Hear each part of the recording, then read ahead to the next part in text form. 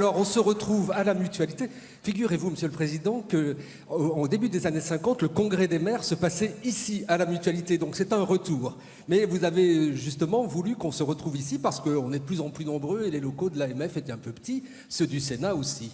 Absolument. Je voudrais aussi saluer la présence de Madame la Ministre. Merci de l'honneur que vous nous faites de participer à nos travaux et saluer toutes les délégations. On avait discuté avec le Sénat, avec le Président Larcher. Évidemment, l'Association des maires de France n'était plus assez conséquente et grande en termes de possibilités d'accueil pour toutes les délégations ultramarines.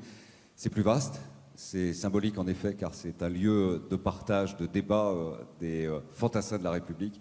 En effet, il y a un demi-siècle, mais il y a eu aussi d'autres événements, d'autres rencontres qui ont abordé au fur et à mesure des années 70, 80, 90 les enjeux qui sont les nôtres. Donc ça a toujours été un lieu de partage, la Mutualité, ça a toujours été un lieu d'échange. C'est un lieu qui socialement dit beaucoup aussi de l'état d'esprit français, sur l'économie sociale, sur un homme, une voix, un maire, une voix, en l'occurrence pour notre congrès. Et c'est, je l'espère, un lieu confortable pour nos travaux de cet après-midi. Je rappelle que nous ouvrons toujours les congrès des maires de France et dans une dimension la plus large possible, avec le rayonnement également le plus important possible autour des problématiques de nos compatriotes ultramarins et en valorisant évidemment l'action de nos collègues élus en Outre-mer.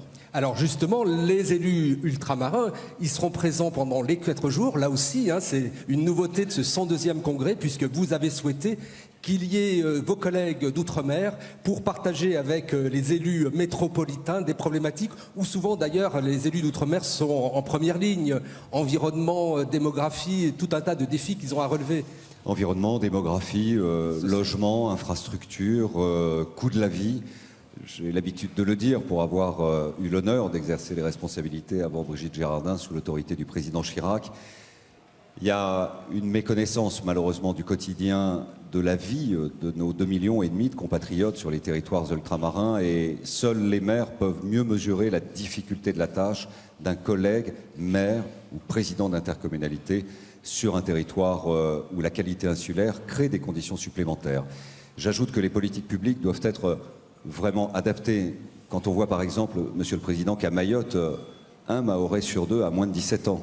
Alors qu'en Martinique, c'est un déficit démographique avec un solde inversé. Donc on ne peut pas avoir la même politique sur un sujet de problématique d'accompagnement, de construction d'écoles, de construction de collèges, de lycées, de développement d'accompagnement. La situation du chômage est évidemment plus importante, donc la problématique des emplois aidés, de l'accompagnement, d'une certaine manière du soutien de la solidarité nationale sur la problématique de l'emploi justifie des mesures dérogatoires au droit commun. Le droit ultramarin dans notre Constitution le permet, les politiques publiques d'accompagnement doivent être favorisées dans cet esprit. Alors ce sont une vingtaine de maires, d'élus d'outre-mer qui seront présents dans les débats jusqu'à jeudi après-midi et puis une séquence bien particulière puisqu'il y aura un débat et un forum particulier sur fiscalité et dotation outre-mer qui aura lieu mercredi après-midi. Voilà, je fais un peu de pub pour ce forum qui sera animé par Philippe Laurent et Didier Laguerre.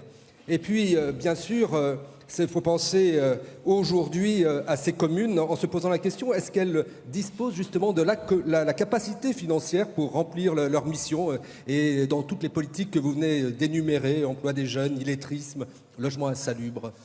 Logement insalubre, je le disais, développement aussi des voies de communication, la problématique environnementale est absolument immense. Les moyens, la ministre représentant l'État évoquera évidemment le poids qu'elle essaye de porter dans les débats budgétaires, qui n'est pas un exercice facile pour un ministre de l'Outre-mer et qui nécessite une grande solidarité de tous les grands décideurs. Parce qu'on l'évoquait, pourquoi nous avons souhaité que nos compatriotes ultramarins soient en quelque sorte le fil rouge de tous nos travaux. Parce que sur la décentralisation, le sujet est en partage et nécessitera d'avoir une vision. Et la décentralisation en Outre-mer, c'est pas que, d'une certaine manière, la différenciation. C'est aussi plus de liberté locale et plus d'adaptation aux problèmes du quotidien de nos administrés. Il y a plus de retard en logement, il y a plus de retard en production de logement social, il y a plus d'investissements publics à porter sur les voies de communication, la couverture du numérique, mais aussi la singularité des phénomènes auxquels nos territoires sont confrontés et qui sont des phénomènes que l'on commence à connaître en métropole, mais que vous vivez au quotidien avec les interrogations. On parlait de la Polynésie sur la dimension de cet archipel grand comme l'Europe, mais avec des interrogations sur la survie même des atolls. Donc il y aura forcément des financements qui doivent être à la hauteur de la spécificité de chacun de ces territoires. Et justement, le grand défi écologique. Il est immense. Le rapport de la Cour des comptes montre qu'il y a un manque de 185 millions d'euros. Nous sommes aux côtés de la ministre de l'Outre-mer pour qu'elle s'appuie aussi sur les revendications que nous portons en relais de nos compatriotes ultramarins au titre de l'Association des maires de France pour obtenir les arbitrages particuliers. Et là, la dégradation des comptes justifie un regard singulier et une adaptation. L'environnement, vous l'évoquez, je ne reviens pas, même si c'est dans nos pensées tous les jours, sur le drame de l'ouragan à Saint-Barth et à Saint-Martin. J'y étais d'ailleurs avant l'été représentant les maires. L'enjeu de la reconstruction, le quotidien, ce n'est pas juste des lieux touristiques, c'est le quotidien des habitants qui justifie la solidarité nationale. Et la solidarité nationale, c'est là où l'État, en lien avec les collectivités locales, doit au plus juste créer les conditions d'un accompagnement adapté. Je pensais également, en vous regardant et en évoquant la problématique environnementale, évidemment sur les enjeux de la biodiversité, nous avons 10% de l'immense richesse que représentent les récifs coralliens, mais nous avons aussi 8 millions de kilomètres carrés de mer qui justifient une exigence de protection. Le dossier des sargasses, qui frappe très cruellement nos Antilles, est quand même un dossier qui s'additionne avec la problématique du chlordécone. Donc il y a une question sur l'avenir de l'eau potable et l'utilisation du sol, et une problématique où là on doit discuter avec l'État, où quand même le maire se retrouve en responsabilité quand les sargasses arrivent dans la bande des 300 mètres, et dès que c'est au-delà de 300 mètres, c'est l'État. Donc si rien ne se fait, et bien dans ces conditions, il suffit de laisser à 299 mètres et puis on dit à la mairie, bah, tu te débrouilles et on va s'en occuper. Je sais l'engagement de Brigitte Girardin, plein et entier, autour de ce sujet. Elle n'en a pas les mêmes problématiques à Saint-Pierre-et-Miquelon. Elle, son problème, c'est plutôt 80 jours de blocage par la glace dans le port de Saint-Pierre. Un peu de reproduction de la morue avec malheureusement quelques phoques canadiens qui viennent de temps en temps récupérer ce qu'il y a de poissons, mais c'est une problématique d'une autre nature. En revanche, les sargasses, c'est une question de santé publique, c'est une question d'avenir touristique de nos territoires antillais et c'est une question élevée de problèmes à partager ensemble et les élus sont à la disposition de l'État, ils nous l'ont fait savoir pour essayer d'apporter une réponse et même une utilisation environnementale de sources d'énergie possibles, de biomasse, qui pourraient, à l'avenir, être une source supplémentaire complétant ainsi le dispositif de chacun de nos territoires. Alors là encore, il y aura un forum consacré à cette question et à ce type de pollution au cours du Congrès des maires. Vous évoquiez la décentralisation à faire progresser, ce combat qu'elle vôtre pour les libertés locales, décentralisation, différenciation, comment on peut avancer justement pour les territoires d'outre-mer et les départements aujourd'hui? Alors c'est un combat de l'AMF dans son pluralisme, sa diversité et à l'unanimité. C'est un combat que nous portons avec tous les départements de France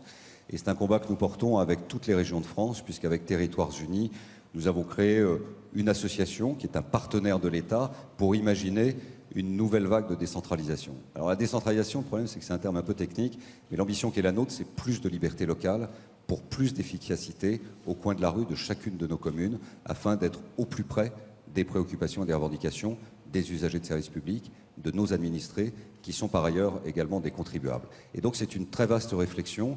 Nous nous félicitons que le président de la République ait repris à ses comptes cette proposition à l'issue du grand débat suite au mouvement des Gilets jaunes. Tout est à écrire. Nous sommes à peu près d'accord sur le calendrier. On ne va pas interférer pendant les municipales, mais à l'issue des municipales, nous devrons définir des objectifs partagés et l'inscrire naturellement dans une méthode de travail où l'ensemble des élus porteront leurs revendications de liberté locale. C'est un enjeu formidable. Il y a eu des étapes par le passé. Une première sous le président Mitterrand en 82 avec les grandes lois de décentralisation. Une seconde sous l'autorité du président Chirac, auquel nous nous rendrons hommage demain, avec la révision de notre loi fondamentale et l'inscription du principe décentralisé de l'organisation de notre République. Nous appelons désormais à une troisième vague de cette nature, de cette ampleur et au fond de cette ambition pour notre République.